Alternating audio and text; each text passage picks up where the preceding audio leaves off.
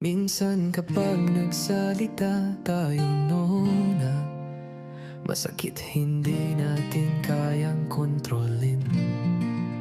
Hindi natin alam kung gaano kasakit ang nararamdaman nila.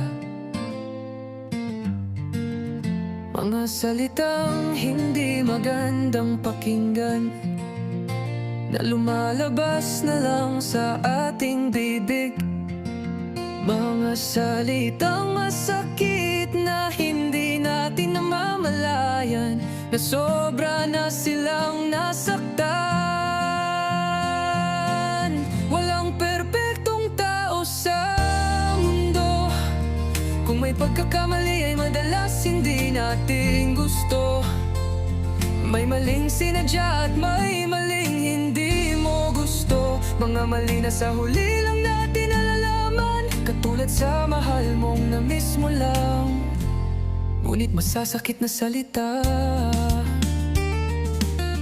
ay hindi mo na mapigilan. Hindi mo lamang sakit ng kanyang naramdaman.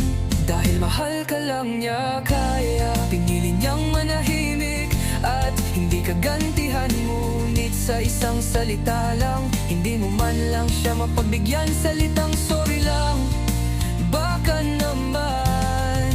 Hindi naman mahirap bigkasin yan para sa taong iyong nasaktan. Isang salita lang yan, ngunit maaring makakaluwag sa bigat ng kanyang naramdaman. Sorry mahal dahil na-miss lang kita. Alam mo yan kapag nag-rapper na ako, na-miss lang kita mahal. Alam ko ang sitwasyon mo at hindi mo ginusto yan. Sorry kasi minsan nawawala sa aking isipan.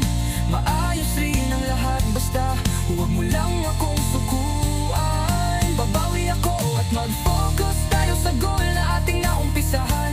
Pagtulungan natin at walang iwanan.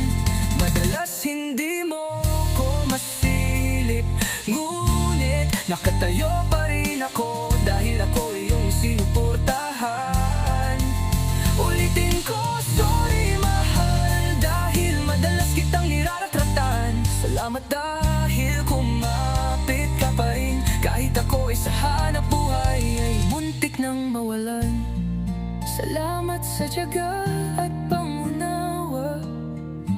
Salamat dahil dumating ka sa buhay ko. Mahal kita, alam mo yan.